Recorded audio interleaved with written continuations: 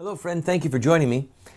My wife told me when I gave a speech recently at a local church here in Memphis, and I spoke, and then Dr. Alan Keyes spoke. She said, that was hard on people, hard to hear. Wasn't a lot of laughter. And you should let people know ahead of time that you know, that I, Randall, know, that this is tough. This is strong medicine. So you're about to get the second helping of strong medicine on why we are losing in the culture wars, why we're losing in the political realm, and what we need to do to get it back. I want you to know ahead of time. I'm looking, more importantly, God is looking for some young Davids to fight the Goliaths of our era. This critical battle, and an entire industry arose of copywriters. You know what a copywriter is? It's somebody who writes a letter and then somebody else puts their signature on it. One of the saddest, darkest days of my life was when it came out that Mel White, who was a practicing sodomite, who came out of the closet, when he came out, because 4 of the best known evangelical leaders of that era, the 1980s, 4 of them known to every person in this room, you all know every name, he was ghostwriting their books. They weren't even writing their own books.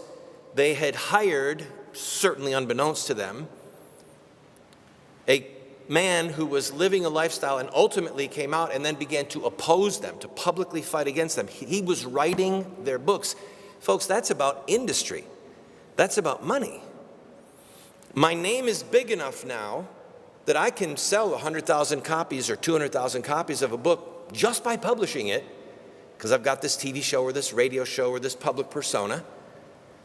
And I don't have the content of my soul or the time in my day to write the book myself.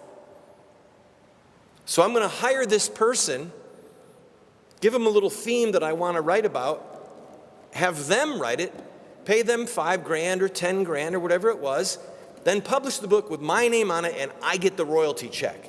That's an industry. This type of capitalization on the lives of innocent babies, on the lives of the so-called hot button issues, like marriage, like the Second Amendment, like socialism, and now Obamacare.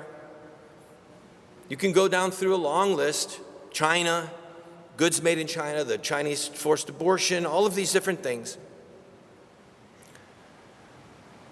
These hot button issues help to create a multi-billion-dollar industry with almost no public policy fruit to show for it.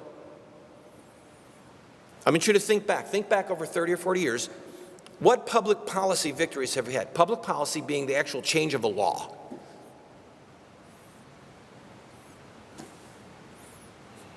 I mean, we're losing on the installment plan.